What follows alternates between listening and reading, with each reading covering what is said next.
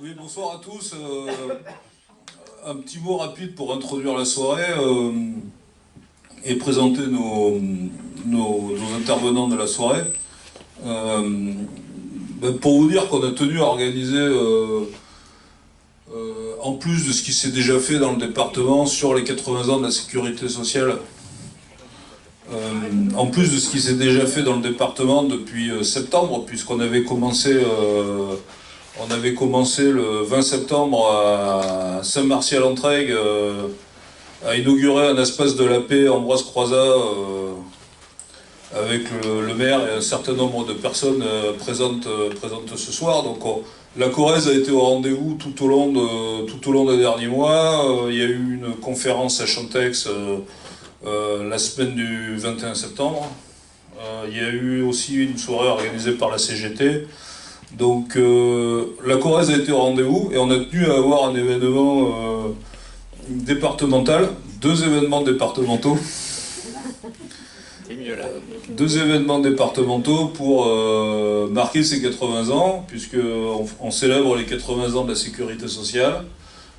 Des ordonnances, c'était en octobre 2025, mais les préoccupations, les occupations des uns et des autres ont fait que on a dû un peu décaler ces conférences. Et donc ce soir, on a la chance d'avoir un historien, Pierre Outéric, qui vient des lointaines contrées du Nord. Donc pour nous parler d'Ambroise Croizat et de la sécurité sociale. Pour ceux qui ont eu la chance, le plaisir de lire son ouvrage sur Martha Desrumaux, donc c'est le biographe de Martha Desrumaux, entre autres, parce que je sais que tu n'as pas fait que ça. Et comme Madame Loyal de la soirée, nous aurons Janine Vaux, qui est spécialiste des services publics, spécialiste aussi de la sécurité sociale, et donc on a tenu à ce qu'elle puisse être l'animatrice de la discussion autour de ce que va dire Pierre. Donc aussi j'en profite pour remercier toutes les organisations qui ont tenu à être partenaires de la soirée, donc la FSU, la CGT, la Convergence des services publics, ALER, et également, donc là je parle pour moi, c'est le mouvement de la paix de la Corrèze. Donc on est content de vous proposer cette soirée, donc je vais laisser la parole à Janine. Et si tu veux, je peux même faire défiler tes diapos. Oui, mais je vais commencer là-bas, on va voir.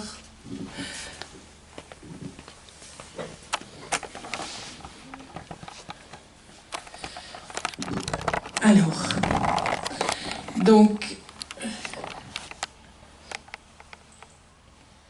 oui, on va parler de la création de la sécurité sociale, donc, qui ne commence pas véritablement en 1945, mais je laisse à Pierre le soin de vous parler des luttes ouvrières qui ont eu lieu précédemment. Et comme on célèbre, je ne dis pas commémore, mais on célèbre la création de la sécurité sociale, moi je vais démarrer par ça. Donc le programme du CNR, le Conseil national de la résistance, a prévu un système de protection sociale. Alors il y avait un projet d'ordonnance qui a organisé la sécurité sociale, qui a commencé par un rapport présenté par Georges Buisson de la CGT au nom de la Commission nationale de l'Assemblée nationale. Et cette commission était présidée par Ambroise Croizat. Et ce projet, il avait été adopté par 194 voix, une voix contre et 84 abstentions. Donc il n'y avait pas vraiment une unanimité, il y avait une majorité mais pas une unanimité. Pierre Laroque, qui était un haut fonctionnaire gaulliste, avait été chargé de mettre en œuvre cette politique du temps d'Alexandre Parodi, qui était ministre du Travail et de la Sécurité sociale. Et donc, les ordonnances des 4 et 19 octobre 1945 ont créé le régime général de la sécurité sociale pour garantir les travailleurs et leurs familles contre les risques de toute nature susceptibles de réduire ou supprimer leur capacité de gain à couvrir les charges de maternité et les charges de famille. Alors notez bien qu'à l'origine, la division en branches, avec un financement différencié, n'existait pas. L'idée était celle d'un service unique, obligatoire et solidaire. Chacun cotise selon ses moyens et reçoit selon ses besoins. Ambroise Croizat a été ensuite nommé ministre du Travail en novembre 1945 et il a joué un rôle extrêmement actif dans l'application des ordonnances. Il a fait un énorme travail d'unification et donc de mise en œuvre de la sécurité sociale. Et la loi Ambroise Croizat du 22 mai 1946 porte généralisation de la sécurité sociale. Ça veut dire qu'on peut fêter les 80 ans de la sécurité sociale encore plusieurs mois. Alors, malgré des principes contestés, donc cette sécurité sociale a été mise en œuvre. Plusieurs groupes sociaux professionnels se sont opposés à la mise en place d'un seul et unique régime. Les mutuelles ne voulaient pas perdre leurs prérogatives et la compensation de la perte d'autonomie, du chômage, n'ont pas été inclus. Le rapport de force a permis d'obtenir en 1946 une loi instituant l'élection des membres des conseils d'administration des caisses de sécurité sociale et d'allocation familiale. Sur le plan de la démocratie, c'était extrêmement important. Et les représentants des salariés y détenaient, tenez-vous bien, les 3/4 des sièges et le patronat 1/4. Ce qui n'est plus le cas aujourd'hui puisqu'il y a non pas une élection, mais une désignation à parité. Alors, malheureusement, le patronat n'a jamais accepté ces principes. Et avec la complicité de certains gouvernements, on a mené une offensive constante tant sur la gestion que sur le financement de la sécurité sociale. Son offensive s'est accentuée pour faire reculer la Sécu, réduire les budgets au travers de cotisations sociales, impôts et taxes, et faire place au secteur privé de l'assurance. Sur la santé, on peut noter un budget insuffisant, les complémentaires santé. Sur les retraites, des revalorisations insuffisantes, des fonds de pension, la capitalisation, etc. Sur la famille, avec là aussi des revalorisations insuffisantes. Alors, quelques étapes dans ces attaques qui ont jalonné les années depuis 1945. En 1967, il y a eu les ordonnances de Gaulle-Jeanneney qui ont créé les différentes branches de la Sécu et réduit la représentativité des salariés. En 1995, Alain Juppé a mis en place l'ONDAM, ce qui est l'objectif national des dépenses d'assurance maladie dont vous entendez parler sans doute au travers des discussions sur le PLFSS, la loi de financement de la Sécu, qui a été un palier important vers une étatisation de la sécurité sociale. En 1990, il y a eu la CSG, la contribution sociale généralisée, et le principe des exonérations de cotisations compensées à ce moment-là par le budget de l'État, mise en place par Michel Rocard, qui ont initié la fiscalisation des ressources de la Sécu. Alors la Sécu aujourd'hui, elle est divisée en différents régimes, régime général, régime agricole, les régimes spéciaux, le régime de la fonction publique, le régime des entreprises et des établissements publics comme la SNCF, et puis il y en a d'autres, il y en a beaucoup d'autres, comme l'Opéra de Paris, le Sénat. Le régime général est organisé en branches. On a tendance quelquefois à considérer que la Sécu se résume à la maladie et à la retraite, mais il y a aussi les accidents du travail et les maladies professionnelles, il y a la branche famille, et en plus, la loi du 8 août 2020 a porté création d'une 5e branche sur la perte d'autonomie, contre l'avis notamment des organisations syndicales qui voulaient que ça reste vraiment interne à la sécurité sociale telle qu'elle avait été créée.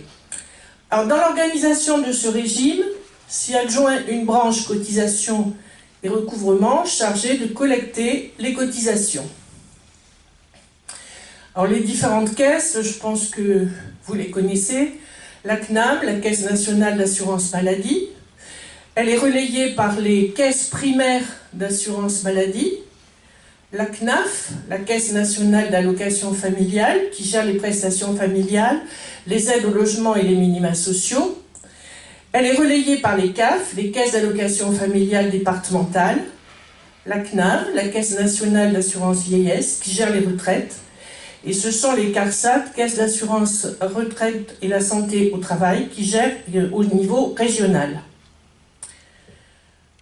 Alors, le système de santé, il est géré essentiellement par l'ARS, l'Agence régionale de santé, qui est chargée du pilotage du système de santé, qui a un rôle donc de pilotage tant en ce qui concerne la priorité que les objectifs, d'organisation et de régulation de l'offre des soins, du contrôle de la qualité des soins, de la prévention, de la gestion des situations de crise.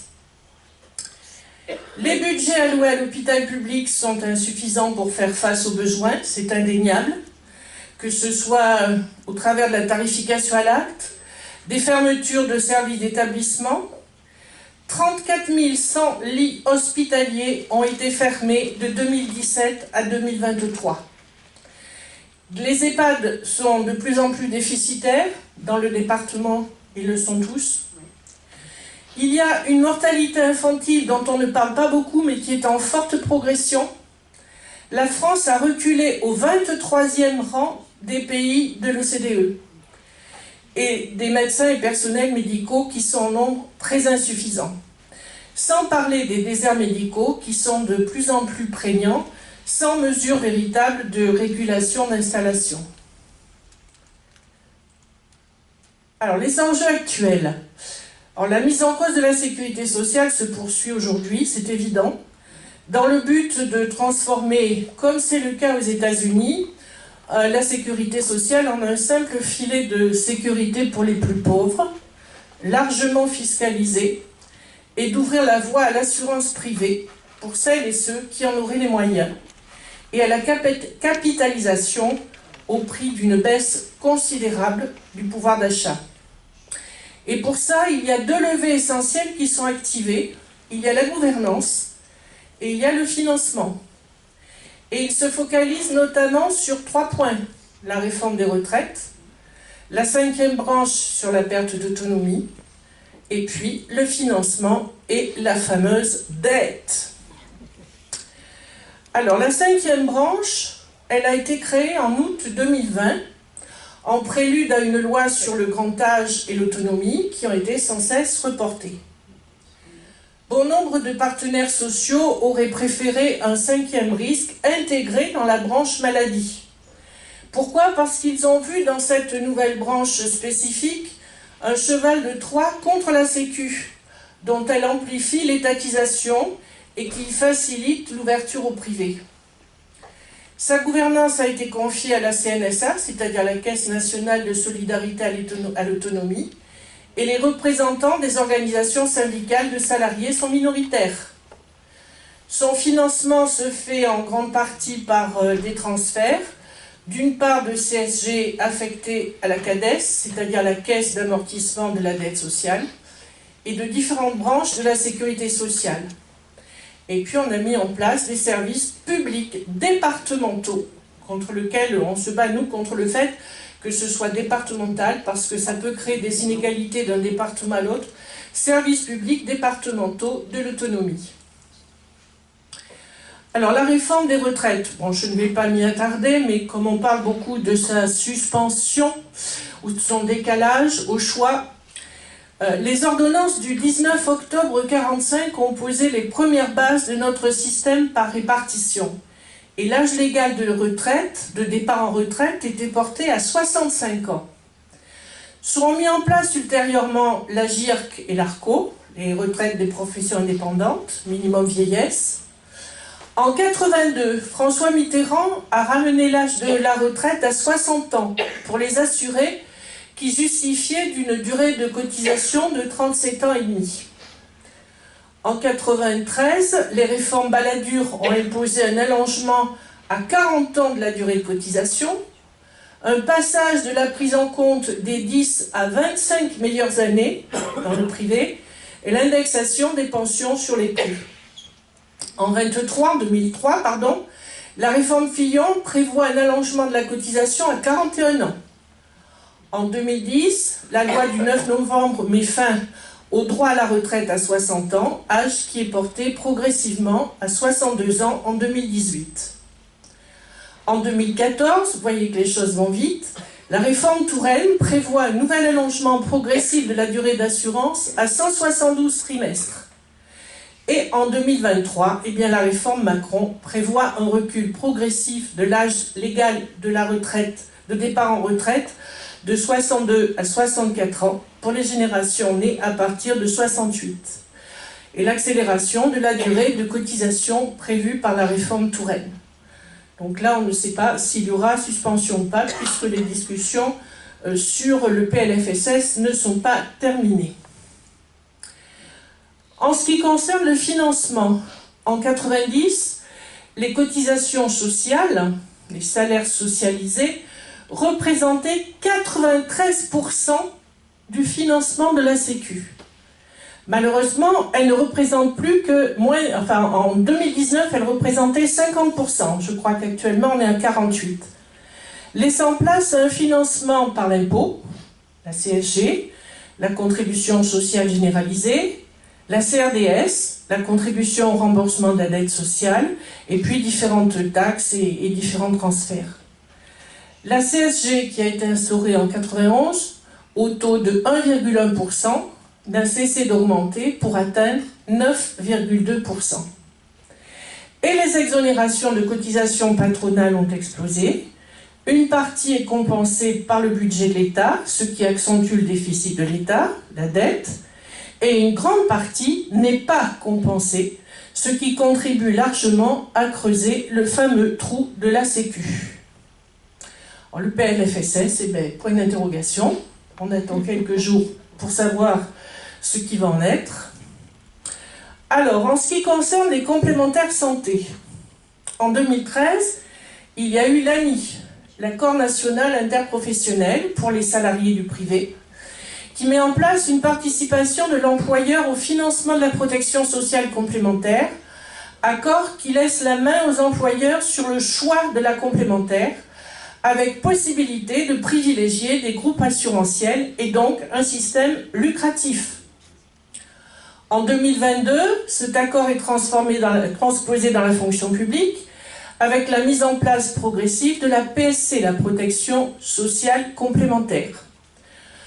Cela ne risque-t-il pas d'acter de nouveaux reculs de la Sécu, avec un transfert de remboursement de la Sécu vers les complémentaires, d'entraîner des ruptures de solidarité entre actifs et retraités, et d'augmenter le développement des sociétés d'assurance à but lucratif dans le champ de la santé? Et je pense que c'est bien le principal problème. Cotisation ou fiscalisation? Alors là-dessus, je rappelle ce que disait Ambroise Croizat. La sécurité sociale est la seule création de richesse sans capital, la seule qui ne va pas dans la poche des actionnaires, mais qui est directement investie pour le bien-être de nos citoyens. Faire appel au budget des contribuables pour la financer serait subordonner l'efficacité de la politique sociale à des considérations purement financières. Et ce que la convergence, puisque j'avais fait initialement ce diaporama pour la convergence, ce qu'elle met en débat, c'est le fait de remettre en cause les exonérations de cotisations qui n'ont pas fait preuve de leur efficacité sur l'emploi, apporter des recettes nouvelles, suppression des plafonds de cotisation, cotisation sur les revenus financiers des entreprises, et augmenter les recettes, c'est-à-dire les rentrées de cotisation par la création d'emplois, l'augmentation des salaires, l'égalité salariale hommes-femmes et la lutte contre la fraude fiscale. Alors, le projet de sécurité sociale du 21e siècle que porte donc la convergence, eh bien c'est ce qu'on peut appeler le 100% sécu, notamment pour la maladie, et l'exigence d'un pôle public de médicaments. Le fait que les retraites doivent rester un revenu socialisé, issu du travail, avec un régime à prestations définies, basé sur la répartition solidaire. Vous savez qu'il y a des projets notamment de retraite par points, qui posent un certain nombre de problèmes. Une prise à charge à 100% de la perte d'autonomie, dans le cadre de la sécurité sociale d'une part, du service public d'autre part, sans logique individuelle d'un recours aux assurances privées. Un développement de la prévention qui suppose d'autres politiques publiques, de l'alimentation, du logement, de l'environnement. Une gestion démocratique avec un recours à une élection des administrateurs et une pérennité des ressources sorties des jeux budgétaires conjoncturels. Donc pour nous, la Sécu, c'est vraiment quelque chose de vital. Merci.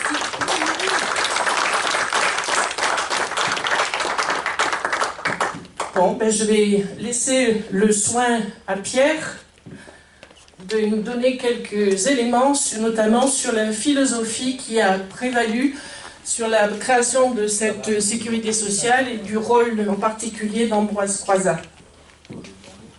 Oui, et merci beaucoup. Et je tenais à ajouter quelque chose par rapport à ce que j'ai dit tout à l'heure. J'avais oublié nos amis, des amis de Martin Desrumeaux qui sont aussi partenaires pour cette soirée.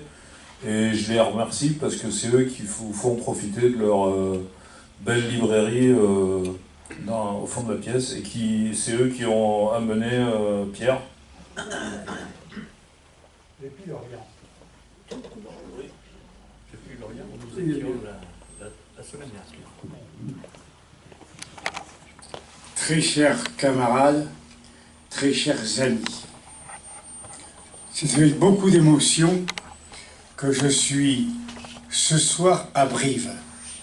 D'abord, pour vous rencontrer, pour être avec vous, pour avoir écouté mon amie et camarade Janine, et pour l'invitation que j'ai reçue de la part d'Henri. Peut-être un aimant peut-être à la fois plus personnel et profondément politique. J'ai retrouvé à quelques kilomètres de Brive une camarade avec laquelle on n'était pas que deux. Nous avons créé au lycée Saint-Sernin de Toulouse, lycée public malgré son nom, le premier comité d'action de l'UNEF en 1971. Parce que j'ai été toulousain. Et ça a été pour moi un très grand plaisir de l'avoir au téléphone tout à l'heure. Elle ne peut pas être là ce soir pour les raisons de santé, mais véritablement, je me retrouve plongé dans cette histoire sociale, syndicale, politique, qui est le fondement de ma vie depuis les années 70. Mais revenons à l'objet de notre réunion, de nos discussions et de nos débats. Janine vous a présenté l'histoire de la sécurité sociale à partir de octobre 1945. Ajoutons à ce qu'elle a dit que les ordonnances du 4 et du 19 octobre sont faites ou sont rédigées à titre provisoire. Donc rien n'est sûr, rien n'est certain. Et Janine a eu raison d'insister qu'à la Chambre, enfin, au Conseil consultatif, qui remplaçait la Chambre des députés, mise en place par De Gaulle à partir de 1943 à Alger, nous avions quand même une voix contre, 94 abstentions. Et l'abstention n'était pas simplement des gens qui refusaient de se prononcer. C'était des gens qui étaient contre et qui n'oseraient pas le dire. N'oublions pas que durant le gouvernement de Vichy, en 1942, l'ensemble des, comment dire, ce qu'on pourrait qualifier aujourd'hui d'assurance mutualiste, d'assurance mutuelle, etc., ont toutes voté, ont été d'accord avec la charte de travail par Pétain. La plupart étant issus du monde catholique, de la région catholique, qui voyait dans ce système d'assurance complémentaire un moyen d'emprise sur nos concitoyens. Les autres étaient issus d'organisations réformistes qui, en 1939-1940, avaient accepté la disparition de la République le 10 juillet 1940, et c'était d'une façon ou d'une autre rallié à Pétain et à son ministre du Travail, Belin. Donc, vous voyez, en août 1945, lorsque le vote a lieu, les choses sont loin d'être réglées. Et grâce à la volonté, soyons clairs, du ministre gaulliste Parodi, du grand fonctionnaire qui était Pierre Laroque, et surtout celle d'Ambroise Croizat, la sécurité sociale s'est frayé un chemin dans ce dédale jusqu'à la loi du 29 mai 1946. D'où vient cette idée? Dès la Révolution française, dès le gouvernement des Montagnards, autour de Robespierre, l'idée est née, se développe, qu'il y a besoin de structures, d'associations, de lois protégeant l'individu et lui permettant de vivre, le droit de vivre. Ça sera la politique de Couthon, qui était handicapé lui-même et qui fera partie du gouvernement montagnard et de la Convention montagnarde. Et donc, cette révolution française est le fruit de cette sécurité sociale, est le fruit de tout un travail lié à la Révolution française et à sa branche la plus progressiste, la plus forte, qui va vivre au moins jusqu'au 10 Terminor 1794, date de l'assassinat de Robespierre, des principaux chefs montagnards de Paris et d'une centaine de chefs montagnards dans toutes nos provinces. C'est le fruit de cette idée que l'homme, que l'individu, l'homme et la femme, ont le droit de vivre, ont le droit d'exister, que leur existence est essentielle. Et durant le XIXe siècle, alors que la bourgeoisie est dominante, qu'elle s'appuie sur la disparition des corporations pour interdire le mouvement syndical, des travailleurs dans des entreprises vont se battre pour créer les premières caisses d'assurance sociale, les premières caisses pour lutter contre la maladie, pour subvenir aux besoins lors d'un accident de travail ou d'une épidémie. Je vais vous donner simplement un exemple. Nous sommes au Creusot, en 1870. Une grande grève va se développer au Creusot, qui est un des fleurons de l'industrie française, possédé par la famille Schneider, ou Schneider si vous préférez. Métallurgistes connus, réputés, mondialement connus. Eh bien, des travailleurs ont décidé de créer leur caisse d'assurance, leur caisse pour se défendre en cas d'accident du travail ou en cas de maladie. Ils vont faire plusieurs semaines de grève. Et le patronat ne va pas céder. Il veut absolument, vous m'entendez mieux là peut-être, excusez-moi, il veut absolument avoir la main sur cette caisse. Il va réussir. Un combat de 6 semaines, un combat titanesque, mais c'est le cas dans de nombreuses entreprises. Durant tout le 19e siècle, il va y avoir des combats pour permettre au mouvement du travail, aux défenseurs des travailleurs, dans les formes qu'ils se donnent avant 1895 et la création de la CGT, pour avoir le droit de vivre, la possibilité de vivre. Et c'est qu'une première étape que la création de la CGT.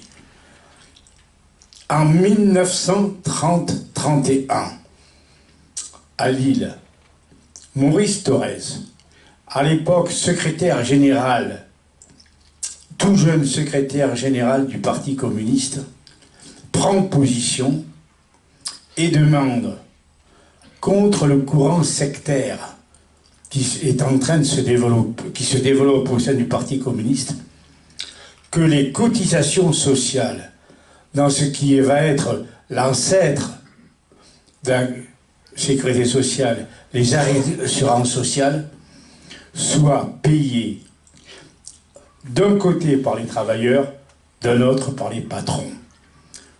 Les courants sectaires disent non, il faut que ce soit que les patrons. Mais la remarque de Thorez avait un sens. Celui qui paie, c'est lui qui décide. Et lorsqu'il est élu en 1936 au Parlement, dans le cadre du Front populaire, Ambroise Croizat va travailler cette question, qu'il va continuer à travailler lors de son emprisonnement au bagne d'Alger durant la Deuxième Guerre mondiale, puisqu'il va être arrêté dès octobre 1939. Et c'est le fruit de ses remarques, c'est le fruit de ses réflexions qu'il va développer dès son retour en France en 1944 et au comité consultatif dont nous a parlé Janine en août 1945 et dès qu'il devient ministre du Travail. Le premier ministre du Travail date du début du siècle.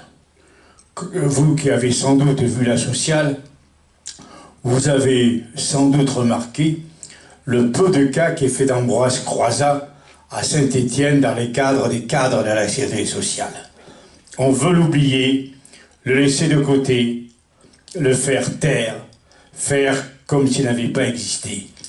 Si nous sommes aujourd'hui, ce soir ici, c'est grâce à cet homme admirable qui avait conçu l'idée profondément révolutionnaire que chacun donnait ce qu'il pouvait par sa cotisation et recevait ce dont il avait besoin.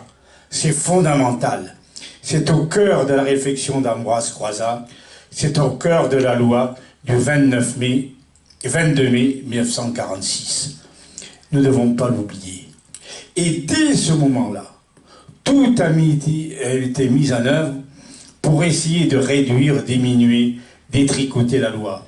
L'Agirc Arrco, dont certains nous parlent aujourd'hui, c'est le début de la mise en place de ce qu'on pourrait appeler, non pas, comment dire, la financiarisation d'un certain nombre d'aspects de l'aide ou de l'entraide.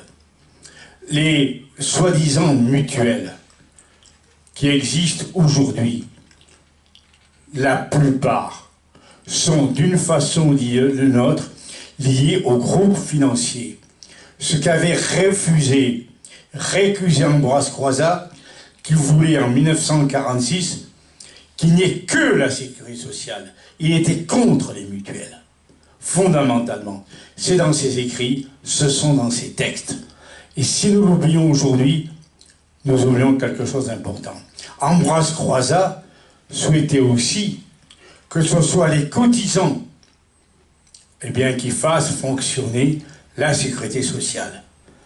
Et il avait pris toutes les précautions possibles, faisant en sorte que le conseil d'administration de la sécurité sociale soit, comme nous l'a dit Janine, régi par la règle suivante: 75% des voix était celle des salariés, 25% celle des patrons. Les ordonnances Jeannet, Pompidou, De Gaulle en 67 mettront cela par terre. Sans compter ce qui se passera après. Voilà. La philosophie d'Ambroise Croizat est une philosophie qui est le fruit du siècle des Lumières, le fruit de cette idée que les hommes ont le droit de s'émanciper, ont le droit d'être libres, ont le droit de vivre, quelle que soit leur naissance, quelles que soient leurs conditions de travail. Je crois que c'est ce qui est fondamental à comprendre. C'est ce texte profondément laïque, profondément universel que construit Ambroise Croizat. Et nous sommes, dans quelques jours, le 9 décembre, au 120e anniversaire de la loi dite de séparation des églises et de l'État, qui est d'après moi beaucoup plus complète, beaucoup plus complexe que celle-là. Et nous sommes aussi au 120e anniversaire de la belle phrase de Jaurès. Pas de laïcité sans loi sociale, pas de loi sociale sans laïcité. C'est comme ça que nous devons comprendre, mesurer la démarche, je pèse mes mots, révolutionnaire d'Ambroise Croizat et de ceux qui l'ont conçu cette démarche en 1945-1946. Il ne s'agit pas aujourd'hui de sauvegarder la sécurité sociale. Il nous faut la refonder sur les bases de ce qu'avait mis en place Ambroise, de ce qui mit en place nos aînés en 1945-46, de ceux qui voulaient que chacun puisse cotiser à la mesure de ses moyens et recevoir selon ses besoins. Je vais terminer, si vous le voulez, par une anecdote.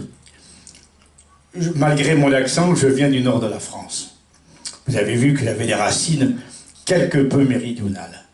Et j'ai un de mes amis, membre de la CGT, tête de liste dans une élection municipale, qui raconte ce qui est arrivé à sa fille cet été.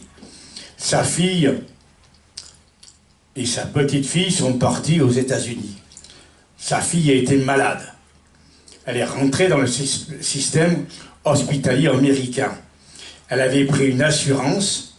Elle avait d'abord la sécurité sociale et une assurance prise avec son billet d'avion. Elle est restée 3 jours à l'hôpital. Coût de la facture qui lui était demandée, 50 000 €, payable immédiatement. Elle a réussi à négocier, elle a pu rentrer en France, elle a réussi à s'en tirer dans un premier temps en ne payant que 5 000 €. Mais tous les mois, elle reçoit la facture sur le reste à payer. Vous voyez, aux États-Unis, le coût de la santé, c'est 18%. En France, c'est 13%. Vous voyez, si nous n'avions pas de sécurité sociale, d'à quel point nous serions. Mais j'y réajoute, mes chers amis, mes chers camarades, ne sauvegardons pas la sécurité sociale, refondons-la sur la base progressiste, révolutionnaire, que voulut et qu'a mis en place notre camarade Ambroise Croizat. Merci.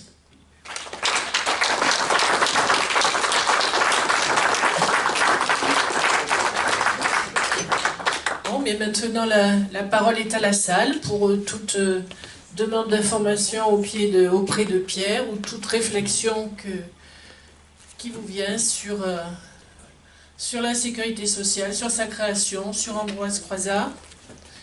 Béatrice, vous présentez s'il vous plaît.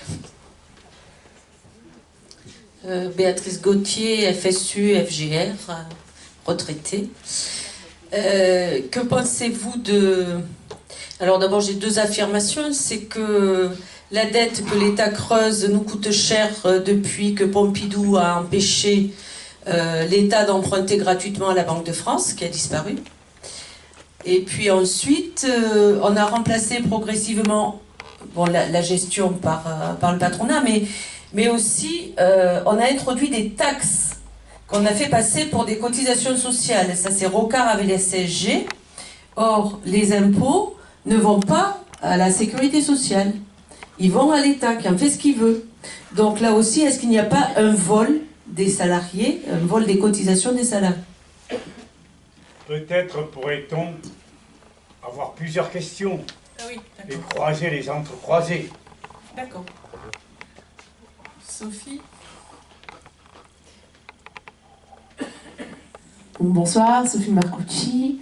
Je suis au parti politique Génération.S et à la CGT et agente EDF.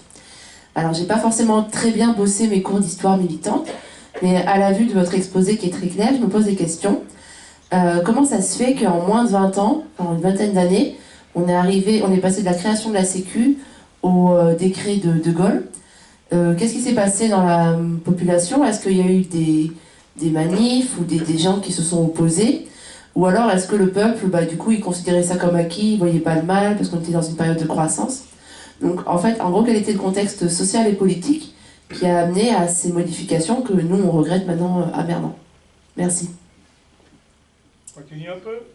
D'accord. Qui demande la parole? J'avais un camarade devant qui voulait... Oui, il me semblait que j'avais vu un bras se lever tout à l'heure.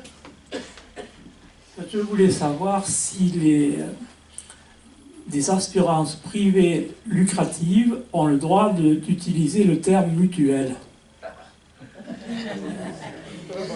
Parce que moi, je suis démarché 10 fois par semaine par un démarcheur qui s'appelle SPSUR et qui, a priori, veut me vendre une assurance privée lucrative. Merci. Encore une ou deux questions?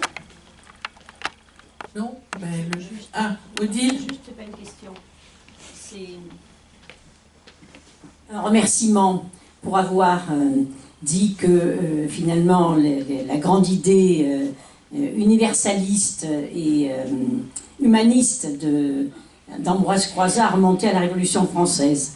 Parce que ça m'a rappelé ce cher Albert Soboul, dont j'ai été l'élève et je vous vois sourire, donc sans doute vous savez qui était Albert Soboul. Absolument. Et qui avait la prétention de dire, en plein amphi, quand j'étais élève à Clermont-Ferrand, que finalement la Révolution française et Robespierre étaient à l'origine de toute l'histoire sociale, après de toutes les luttes sociales qui avaient suivi.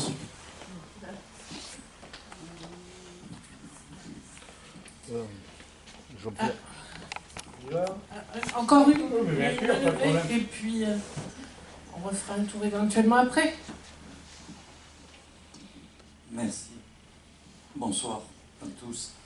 Jean-Pierre Dupuis, membre du PCF, adhérent CGT, Mouvement de la Paix, j'en passe, et accessoirement agent des impôts. Ex. Hein, oui, les cheveux blancs, on vous dit qu'on ne travaille plus, même s'ils ont rallongé un peu la durée. Donc voilà. Si vous voulez, pour la sécurité sociale, c'est un sujet qu'on traite déjà depuis un moment et c'est bien qu'on s'en empare comme on le fait ce soir parce que vraiment notre avenir est contenu là-dedans. Et il faut vraiment s'en inquiéter. Et pour moi, la sécurité sociale et surtout son évolution, elle s'est faite en 2 temps. Alors pas 2 temps peut-être dans le calendrier, mais en 2 épisodes qui sont très forts. Au début, les salariés avaient la maîtrise à la fois de la cotisation et l'encaissement. Autrement dit, ils géraient ce qui leur appartenait, ce qui ne me paraît pas, moi, spécialement anormal. Et petit à petit, on a réussi, au sein des différentes structures, à changer les rapports des forces. En particulier, lorsqu'on a fait, donc c'est vrai qu'au démarrage, 75 pour 25, mais après c'est passé à 50. Hein. Et dans le 50, on a glissé des gens qui n'avaient peut-être bien que j'appartienne à une mutuelle d'origine syndicale, hein, enfin qui ne l'est plus aujourd'hui parce que la PSC est passée par là, et bien entendu, dégagée, il n'y a rien à voir, c'est de passer à une start-up. Ça m'a fait peur, ici. Il n'y a pas que des salariés. Voilà, donc il n'y a pas que des salariés, parce qu'on a fait rentrer des mutuelles qui se sont, pas toutes, mais certaines d'entre elles, votées avec le patronat, puisqu'on était à 50-50, et donc on a perdu la maîtrise. Cette maîtrise alors a permis de changer les règles. Autrement dit, l'encaissement et le paiement, petit à petit, est parti à des structures, à des... On ne va pas rentrer dans le détail, et puis je n'en suis pas capable. Mais ce que je m'aperçois, puis c'est pour ça que je vous ai parlé, je travaillais aux impôts dans le temps, c'est qu'aujourd'hui on a fiscalisé. Et si on fiscalise, c'est pas pour rien. C'est que les cotisants ne sont plus les mêmes. Et plus de la même façon. Même si on s'appuie plus ou moins sur des revenus, mais tous les revenus n'y sont pas. Enfin, de toute façon, dans le détail, vous serez plus à même que moi d'en parler. Et c'est comme ça qu'en fiscalisant, ça passe sous le contrôle de l'État. Autrement dit, les salariés ne sont plus maîtres de leurs sous. Et c'est l'État qui ne verse pas un rond, qui lui décide de ce qu'on doit à la fois payer et comment on va le recevoir et tout ça.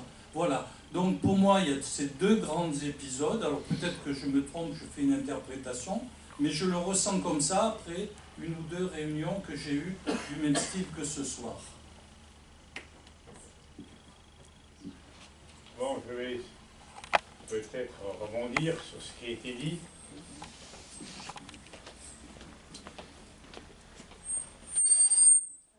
Bon, merci pour chacune de vos interrogations. Vous savez, comme vous l'avez compris, je suis historien.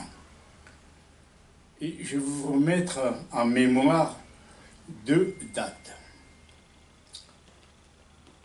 De Gaulle, en 1944, à l'automne 1944, devient chef du gouvernement.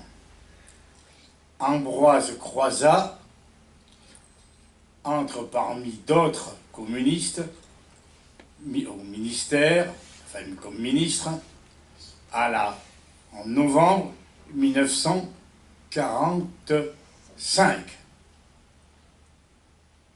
En novembre. Oui. On est bien d'accord? Oui. Bon. De Gaulle quitte son rôle de Premier ministre en janvier 1946. Certes, Alexandre Parodi était gaulliste. Il a joué un rôle et il a travaillé de concert avec Ambroise Croizat et Pierre Laroque. Mais première remarque, De Gaulle, quel que soit son rôle dans la résistance, qui n'est pas à nier, De Gaulle quitte le gouvernement 8-9 secondes après l'entrée des ministres communistes, et dont, entre autres, Ambroise Croizat. Cela doit nous faire réfléchir. Certains disent aujourd'hui, j'ai encore entendu à la radio, que De Gaulle aurait été pour le vote des femmes. Grave erreur. De Gaulle était, en 1944, pour un vote par famille, qui n'a rien à voir avec le vote des femmes. Celui a été imposé par la commission des affaires sociales que présidait un communiste au conseil consultatif d'Alger, Fernand Grenier. C'est lui qui l'a imposé après un refus par le gouvernement provisoire. Il remet ça sur le tapis dans la commission des affaires sociales, il le fait passer. Vous savez, il faut faire attention lorsqu'on écrit l'histoire de raccourcis parfois saisissants. Donc, De Gaulle, j'ai des doutes par rapport au regard qu'il avait en fin 1945, début 1946, sur la place et le rôle qu'attribuait Ambroise Croizat aux salariés dans le cadre de la sécurité sociale. Parce que vous savez, les patrons partageaient quelques sous, je sais pas qui sont pour, mais enfin, ça peut encore passer. Mais la question essentielle dans la sécurité sociale, c'est la question du pouvoir. 75% pour les salariés, 25% pour le patronat. D'où la bataille qui va être livrée dès les premières élections aux 15 primaires d'assurance maladie, que la CGT va remporter, et toute la volonté de les réduire d'une façon ou d'une autre. Et avec les ordonnances de 1967, le tour est joué. 50-50, ça paraît égal. 50% pour les salariés, 50% pour les patrons, sauf qu'on oublie que le patronat fait bloc. Les salariés, pour de multiples raisons historiques, sont divisés. Et n'oublions pas que dès 1945, on remarque que les mutuelles chrétiennes, eh bien, sont contre la sécurité sociale. Parce que l'Église catholique, elle voit perdre un moyen, une emprise que lui permettaient les mutuelles dites catholiques. Alors le mot mutuelle, c'est un vieux mot qui date déjà de l'Ancien Régime et qui va parcourir tout le XIXe siècle. Mais on peut y mettre tout et n'importe quoi. Aujourd'hui, n'importe qui peut dire qu'il fait une mutuelle. Et aujourd'hui, soyons clairs, la plupart des mutuelles, excusez-moi, je vais vous paraître violent, sont gangrénées par les intérêts privés, sont sous la coupe des intérêts privés, y compris celle à laquelle je suis membre, de laquelle je suis membre, la MGEN. Non, mais il ne faut pas se raconter de sornettes. Bon. Comment?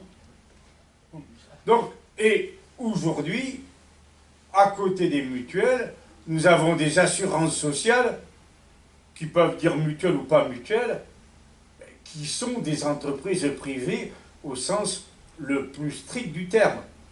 Oh, je vais vous donner un scoop. Vous avez peut-être entendu parler de la mutuelle Juste. Mais la mutuelle Juste, au sein, parmi les instances dirigeantes, il y a la famille Sarkozy et il y a même un dirigeant du Front National.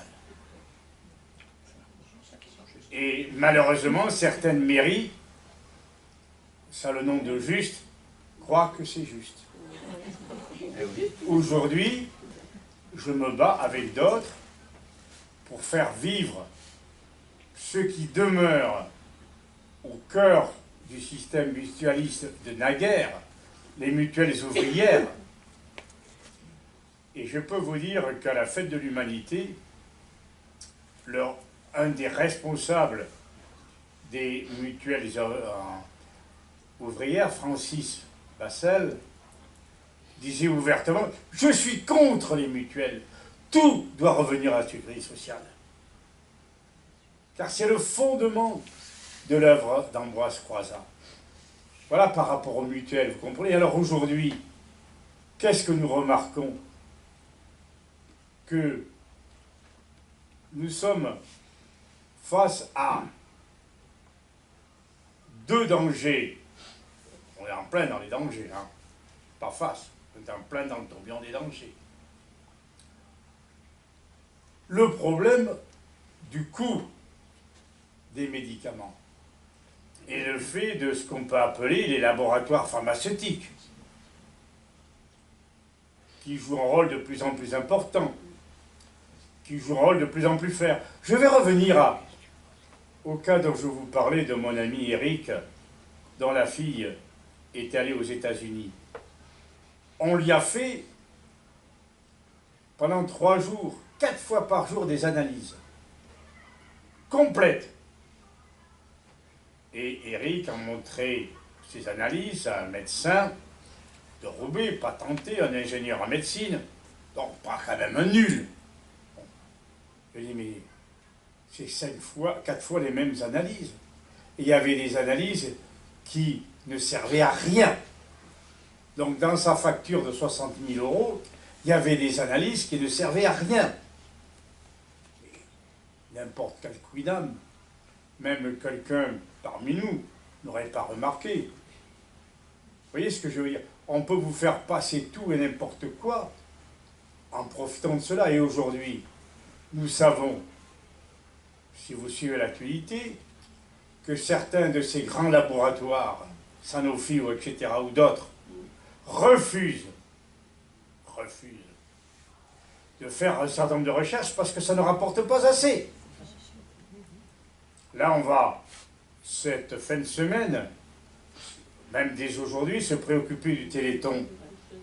Très belle œuvre. Mais pourquoi y a-t-il des gens qui consacrent leur temps? Et c'est un très beau geste, je ne mets aucun mépris là-dessus. Et parce que c'est le seul moyen de développer des soins pour un certain nombre de, problèmes de santé liés aux maladies orphelines.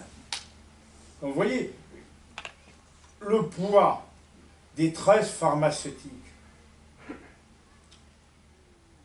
le poids qu'ils représentent et qui engluent la sécurité sociale.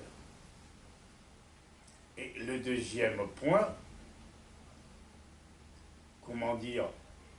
toutes les exemptions qui sont faites aux entreprises par rapport aux cotisations sociales. Et avec, pour parachever le tout, ça n'a pas été assez dit. Moi-même, je n'ai pas assez parlé. Mais aujourd'hui,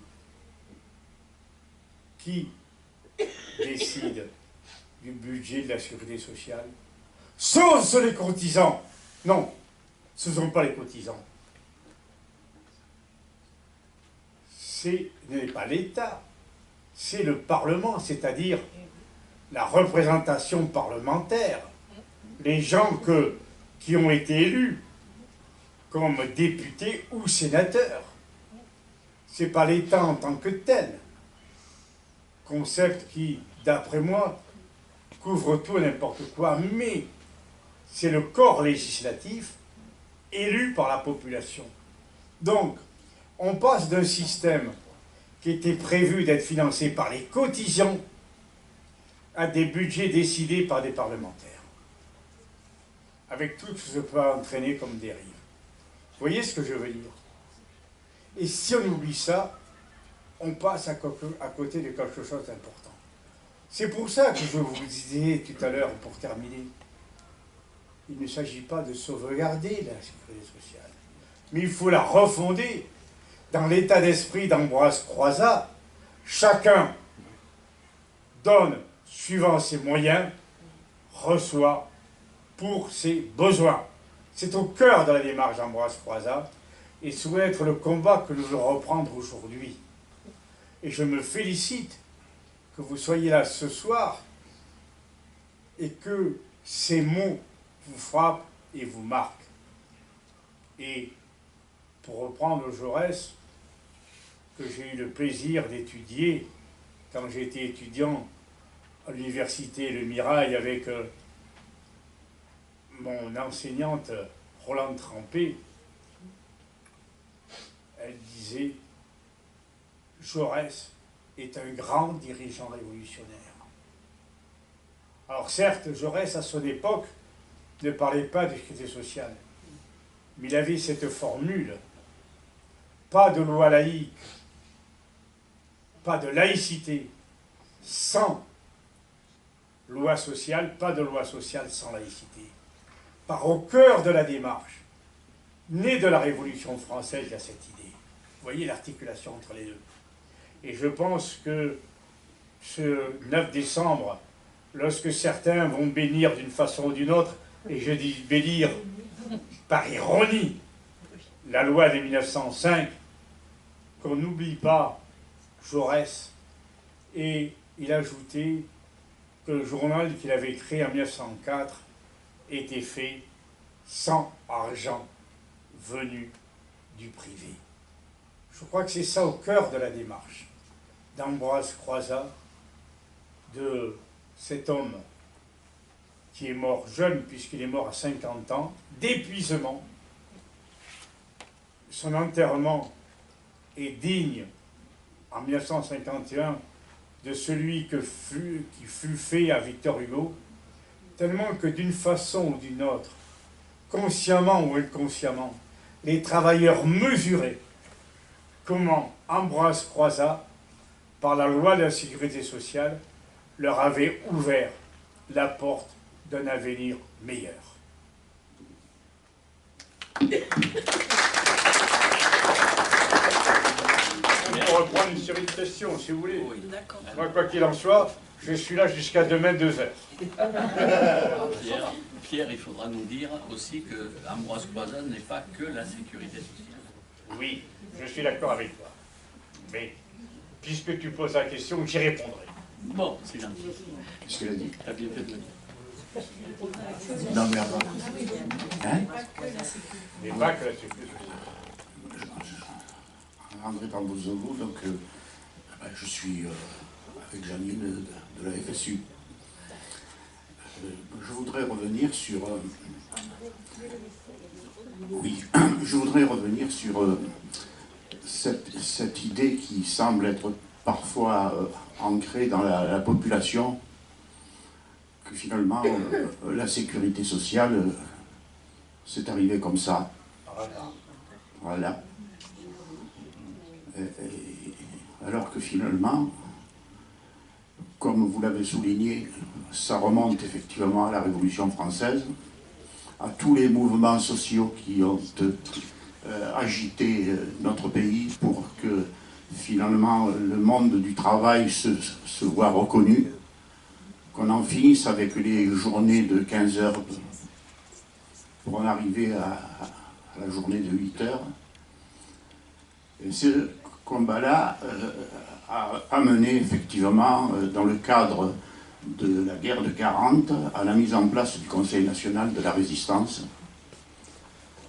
Et à la sortie de la guerre, un rapport de force qui me semble être fondamental. Parce que on a rappelé les quelques difficultés qu'a connues Ambroise Croizat pour mettre en place ce système révolutionnaire qui, malgré toutes les atteintes qu'il a subies, reste encore le plus performant au monde. Les difficultés qui ont agité la fin de la guerre, c'est que finalement, on a un formidable mouvement social qui s'est manifesté et un rapport de force en faveur du monde du travail inconnu aujourd'hui. Le Parti communiste est sorti le premier parti de France avec 28% des suffrages. La CGT était le syndicat le plus puissant. Et, comme vous l'avez souligné, le général de Gaulle, dont on a voulu créer dans le pays l'idée qu'il était le créateur de la sécurité sociale, en fait, il était opposé et est parti du gouvernement pour raison de désaccord avec cette mise en place qui finalement lui était quelque peu imposée par ce rapport de force qui s'est manifesté en fonction du monde du travail. Pour autant, les forces de droite ne se sont pas résignées la création de forces ouvrières avec, maintenant tout le monde le sait, subventionné par le CIA, a été un des éléments pour diviser le monde du travail. De Gaulle, dès qu'il est arrivé au pouvoir, a essayé de remettre en cause les acquis, qui ne sont pas des acquis, puisque Ambroise Croizat disait « Ne faut pas parler surtout d'acquis, il faut parler de conquis, parce que ça sera sans cesse remis en cause. » Moi j'ai le souvenir, puisque mon père était mineur de fond, qu'en 1963, De Gaulle a commencé à vouloir mettre en place des ordonnances réduisant les remboursements de la sécurité sociale, qui au départ étaient prévus à 80%, mais dont l'objectif de Croizat était de les porter à 100%. Donc les réduire à 65%. Et je me souviens, étudiant à l'université de Montpellier, voir les mineurs défiler avec des gaules auxquelles on avait accroché des boîtes de conserve et qui passaient le long des fenêtres pour récolter des sous. Et les gens donnaient. Et De Gaulle, qui a voulu réquisitionner les mineurs, a été obligé de battre en retraite, puisqu'ils ont refusé d'être réquisitionnés. Donc des batailles, il y en a eu. Mais aujourd'hui, je pense qu'effectivement, ils sont en train de gagner, d'essayer de gagner une bataille. Comment? D'une part, ça a été souligné, des cotisations qui ne rentrent pas, parce que la loi Veil obligeait effectivement, lorsqu'il y avait des exonérations de cotisations sociales, que le gouvernement les rembourse, notamment pour la fonction publique, ce qu'il ne fait pas. Donc on crée une situation qui doit nous alerter, à savoir que la sécurité est privée de ressources. Donc à partir de là, la santé, l'hôpital, s'en trouve effectivement, voilà. Et on a le même système dans l'école publique. Et à partir de là, des parents disent ça ne marche pas. Et donc, pour certains, ils ont la capacité d'être dans l'entre-soi et d'aller à l'école privée. C'est aujourd'hui, effectivement, ce grand combat qui est mené, de faire en sorte que des mutuelles qui deviennent de plus en plus chères remplacent la sécurité sociale. Et donc, c'est par ce biais-là qu'ils veulent la détruire, parce que moi je pense qu'ils veulent détruire à la fois la sécurité sociale et l'école publique, et que c'est un combat qu'il nous faut mener de manière importante, parce que finalement, leur objectif, c'est de tout remettre entre les mains des assurances et du privé. Et donc à partir de là, créer une société à l'américaine, puisque vous avez pris cet exemple. Et donc je crois qu'aujourd'hui, il faut montrer effectivement quel est le sens de la Sécu et quel est le sens de la bataille qui est menée par le gouvernement, y compris aujourd'hui, le gouvernement que nous avons, qui veut à tout prix effectivement créer les conditions de faire en sorte que école privée de ressources, santé privée de ressources et sécurité sociale, pareil, soit effectivement remise en cause et retourne dans le giron du patronat. Question. Oui, encore. Oui, ça rejoint la question que j'ai posée tout à l'heure sur l'appellation mutuelle. Donc moi, je suis à la MGN comme toi, et j'aimerais que tu développes l'histoire de que la MGN est gangrénée parce que j'arrive de moins en moins à avoir des réponses.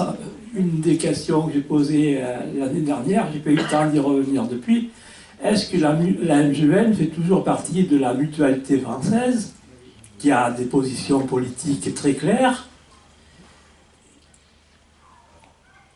je trouve, par rapport aux fascistes en particulier, et j'arrive pas à avoir une réponse. La dernière fois que j'y suis allé, on m'a dit on est partenaire de la mutualité française. J'arrive pas à savoir la différence entre VIV et mutualité française, j'arrive pas à comprendre.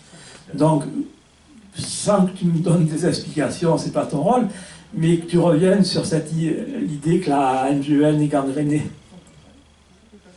Ensuite, Encore une intervention ici. Oui, bonsoir. Je pense qu'il serait bon de préciser aussi que la sécurité sociale est issue de la résistance au fascisme et à l'hitlérisme. Donc, il faudrait peut-être aussi qu'on rentre en résistance.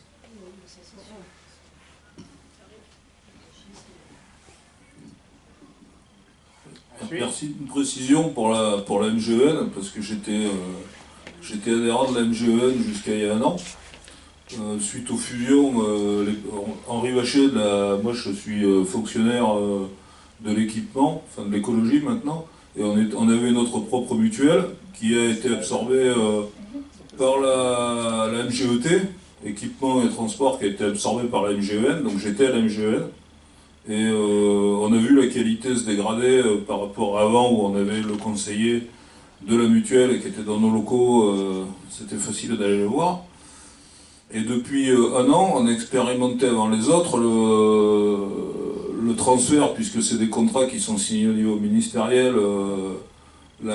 C'est une société privée, la start-up Alan, qui a eu le marché. Et ce que je peux vous dire en tant que client, je ne parle pas en tant que militant, mais en tant que client, c'est que Alan c'est moins cher, et on est mieux remboursé qu'avec la MGEN. Et voilà. Alors d'aujourd'hui, maintenant il y a des augmentations, mais la première année en tout cas, voilà. Donc c'est vrai que la MGEN, on a vu la qualité se dégrader, quoi. Et petit à petit, je fais pas de la pub pour Alan, hein, mais non, mais je fais de la pub. Non, mais je fais de la pub. Je dis seulement que la qualité de la MGEN s'est vachement dégradée dans le temps. Et pour les remboursements, c'était de plus en plus dur, y compris d'avoir des réponses. Et donc,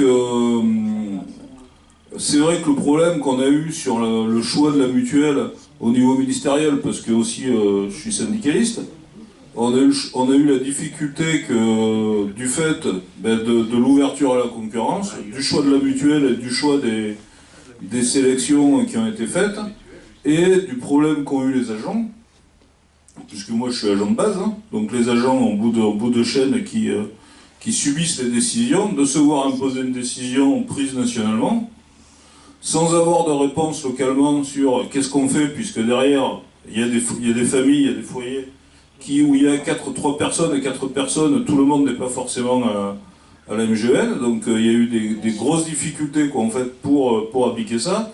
Et sur le problème de la PSC, prestation sociale complémentaire, donc moi je suis resté à la MGEN par fidélité voilà, à l'esprit mutualiste, mais c'est vrai que les exemptions, quoi, aujourd'hui Alan aussi s'est positionné là-dessus, et on a quand même eu beaucoup de difficultés, et même encore, pour garder ça, quoi. Et ça, c'est le problème aussi des règlements et du fait qu'on ait voulu mettre en concurrence les mutuelles, puisqu'avant on avait notre mutuelle maison, quoi. Voilà. Pas les mutuelles, c'est les complémentaires. Ça fait toute la différence. Ça fait complémentaire. Un mot peut-être pour répondre tout de suite, Pierre, sur les complémentaires. Oui, on parle de mutuelle, mais il s'agit en fait de complémentaires, et on sait très bien qu'actuellement, les complémentaires sont à plus de la moitié privés à but lucratif, les mutuelles, hein. Donc un petit morceau du marché, et en plus, que ce soit pour l'ANI, l'accord national interprofessionnel dans le privé, ou pour la PSC, protection sociale complémentaire dans le public actuellement, tout a changé, c'est-à-dire que la complémentaire n'est plus un organisme avec lequel on a une relation personnelle. Là, la complémentaire est un prestataire de service auprès de l'employeur ou du ministère. Donc, tout a changé, là, l'esprit, l'objectif, etc. Tout a changé. Et le relationnel, voilà. Peut-être, tant que j'ai le micro, j'en profite. Ne faudrait-il pas élargir un peu la réflexion parce qu'on parle de la Sécu, de notre budget national, etc. Mais il faudrait, je crois, le relier à une emprise plus globale. Je vais citer l'OMC, l'Organisation mondiale du commerce, qui dit « Aucun bien, aucun service... » Ah non, tout bien, tout service a vocation à devenir une marchandise et donc une source de profit. Merci. On va peut-être écouter les réponses de Pierre avant de passer à d'autres interventions éventuelles. Une réponse sur Alan, parce que... Vas-y. Parce qu'on est concerné vers plusieurs. Attends, pas sur le micro. Non, mais j'ai la même PSC qu'Henri, et donc je suis un peu au courant. Alors il faut savoir que c'est une start-up qui a été créée pour les besoins de la cause, dont un des actionnaires principaux est le fils de M. Sarkozy. Et voilà. Voilà. C'est des copains de Macron. Non, mais tu as tout à fait raison de préciser cela. Alan, c'est piégeux. Parce qu'aujourd'hui, pour attirer le chaland, il faut un prix bas. Et je vais vous raconter ce qui m'a été rapporté lorsque je suis allé parler de la sécurité sociale à Étampes.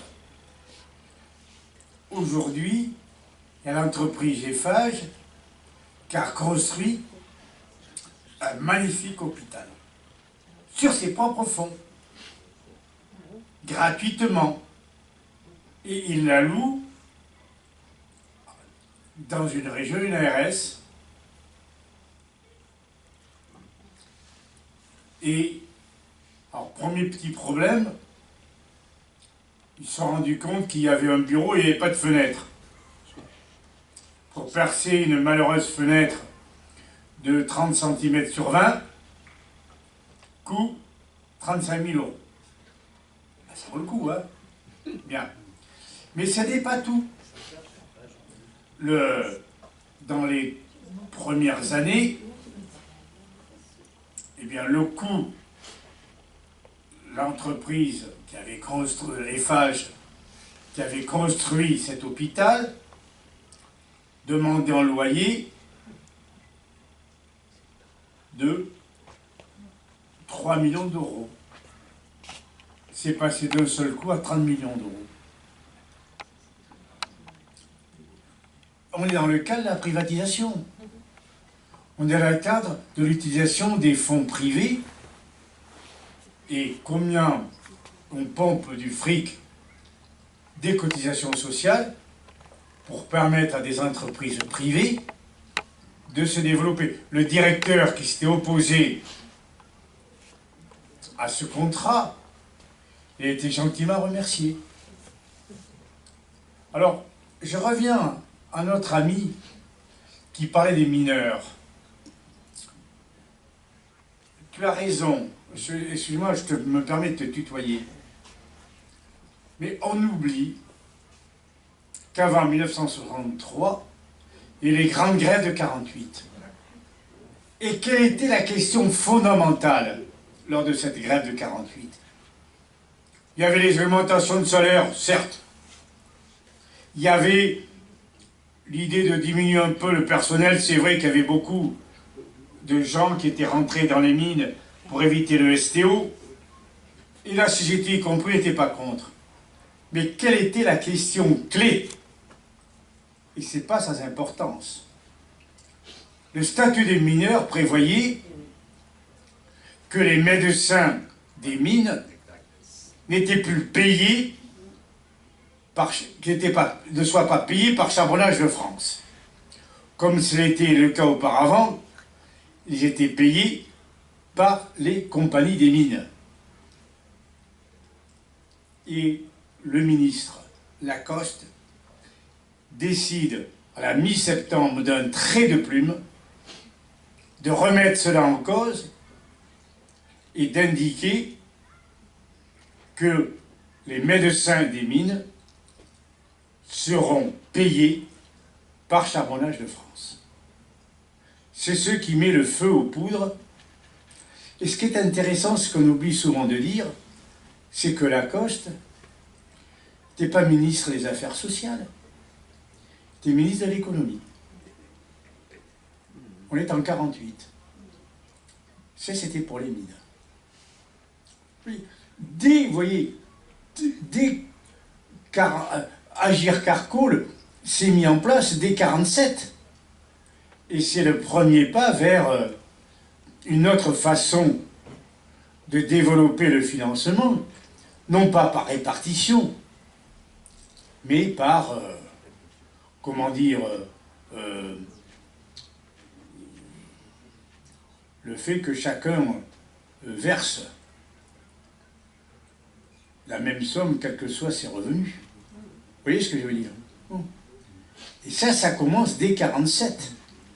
Ouais. Je crois qu'il faut bien mesurer que jamais le patronat,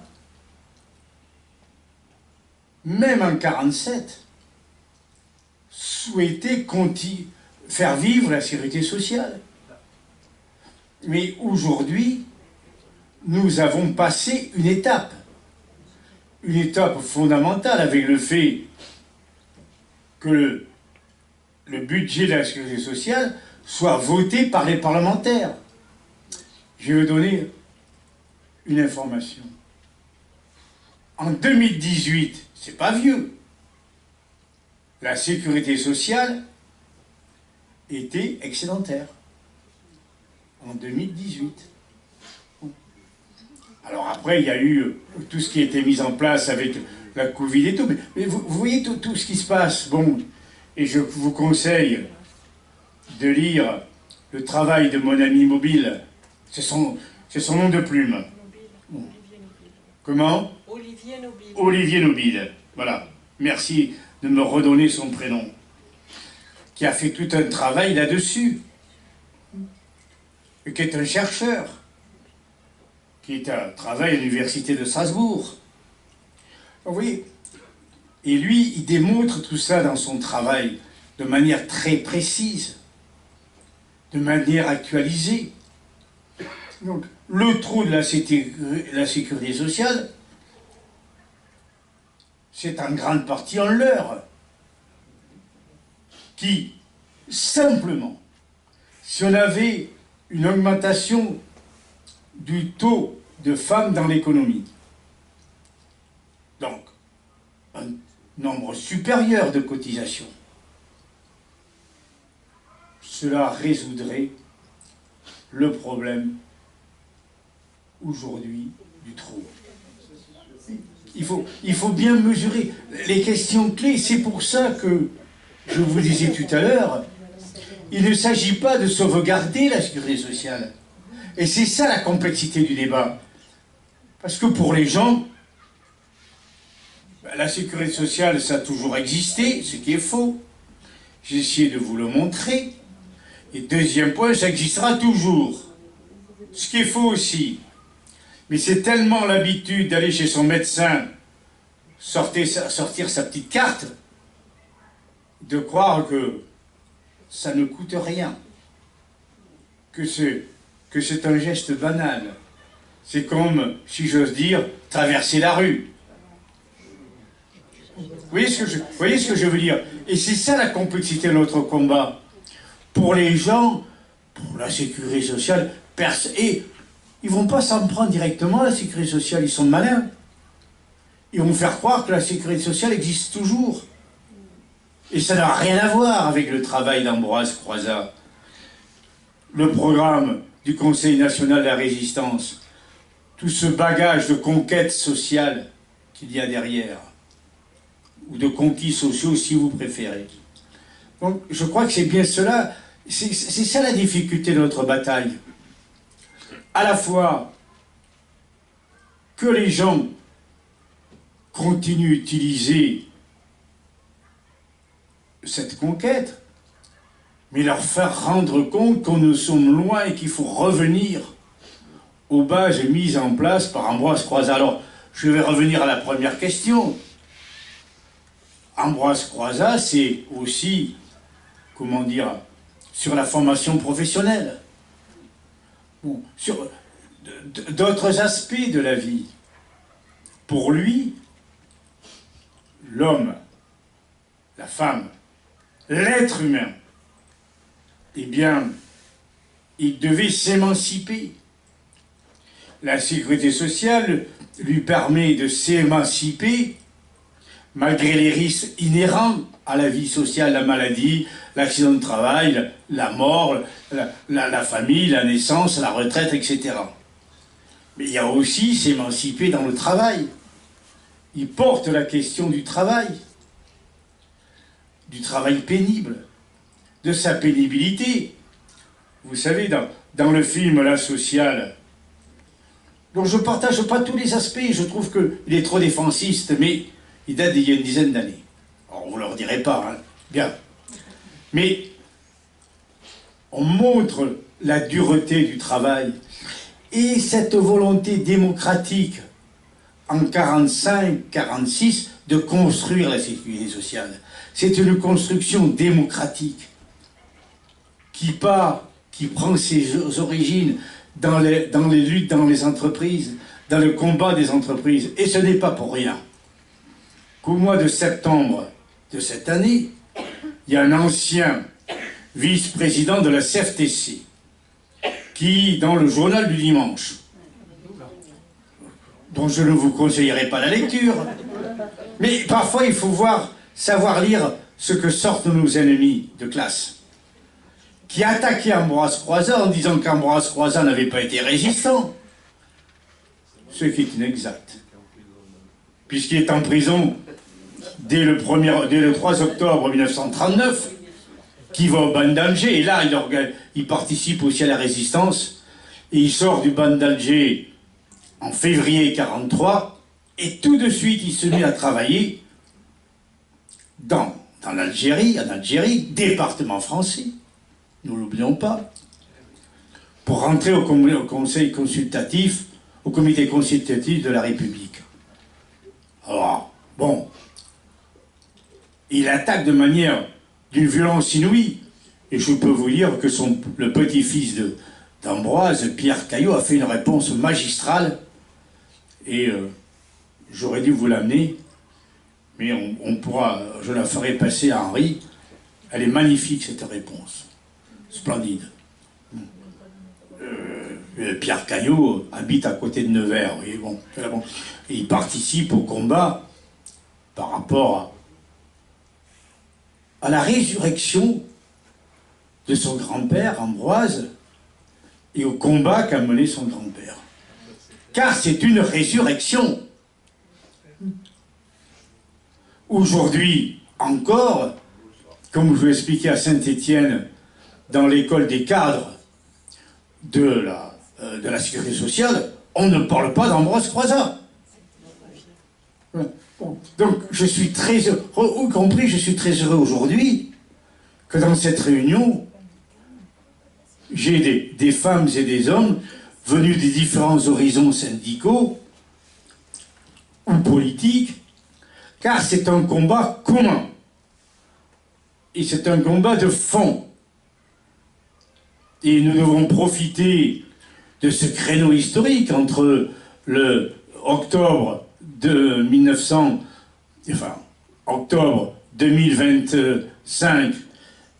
et mai 2026 pour l'intensifier. Y compris, je sais que certains, et je crois qu'Ambroise Croizat ne l'aurait pas récusé, parlent de sécurité sociale alimentaire. Et oui, c'est aussi un problème, mes amis. Lorsqu'on sait les difficultés qu'ont beaucoup de personnes, et surtout la jeunesse, pour se nourrir correctement, de manière à assurer leur vie de façon digne, responsable, et ça risquait tout et n'importe quoi. Oui, c'est un combat de fond. Et je suis très heureux d'avoir pu prendre la parole à ce sujet ce soir, parce que je suis heureux d'avoir fait les quelques dizaines de kilomètres qui séparent Brive de Lille, pour vous en parler. Non, mais bon, je pense que, je ne sais pas si je vous ai convaincu, je ne sais pas si vous étiez à convaincre, mais je crois que c'est important, ce type de réunion. Et je remercie Henri, tous les amis ici, mes amis Alain et Odile Tricani qui m'ont accueilli, on aurait pu être plus nombreux, c'est vrai. On peut toujours être plus nombreux. Mais à vous de s'aimer, à vous de porter cette idée fondamentale.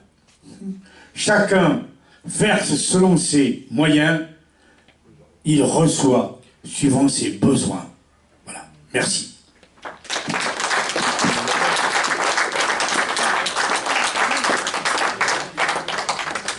On reste là, mes amis ou...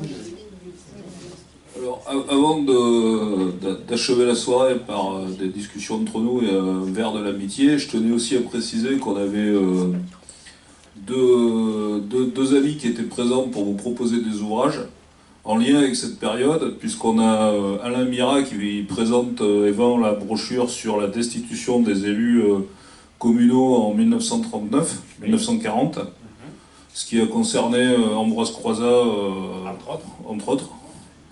Bon, alors là, c'est une brochure sur ce qui s'est passé en Corrèze. C'est très bien. Voilà. Excuse-moi, Henri, je te coupe un instant. Il est bon, il est nécessaire que ce que j'appelle, je ne sais pas qui est notre ami, mais soit des historiens professionnels ou de profession, soit ce que j'appelle des historiens autodidactes. J'aime pas le terme historien amateur. Eh bien, travaillent sur ce qui passe dans leur ville, dans leur département, pour indiquer voilà ce qui s'est passé en Corrèze en 1939, puisque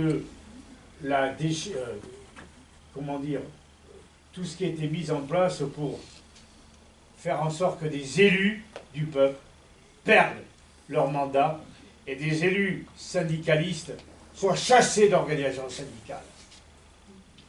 Puisque en 1940, le 10 juillet, il y a un véritable coup d'État qui s'opère à Vichy, lors de la réunion du Parlement, puisque dans un silence, Laval et Pétain arrivent à faire en sorte que la République soit supprimée et que Pétain soit nommé, non pas président de la République, mais chef de l'État.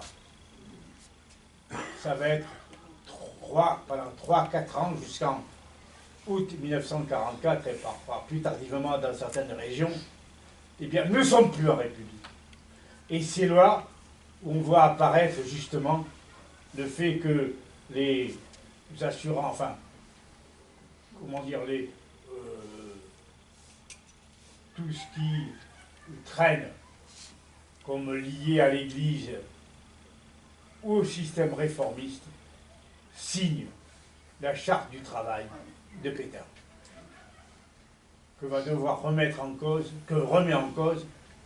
le travail d'Ambroise Croizat.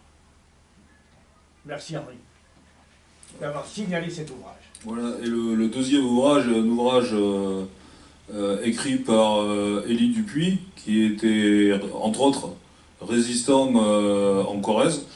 Et donc, oui, qui ensuite a été maire de Jujal aussi.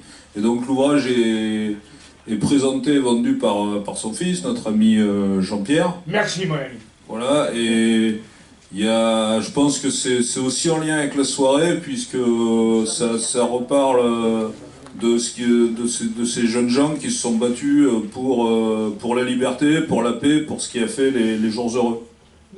Excuse-moi Henri, tu as raison de parler de jeunes gens, mais il n'y avait pas que des jeunes gens.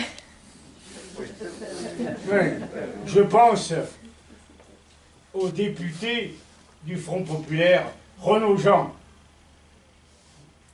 victime de la guerre 14-18, qui avait 60 ans en 40, qui se bat alors qu'il claudisquait dans les campagnes du Lot-et-Garonne, participant à la résistance. Vous savez, tu as raison de parler des jeunes gens, mais ça a été un mouvement formidable, extraordinaire. Nous devons avoir l'idée, la capacité, la volonté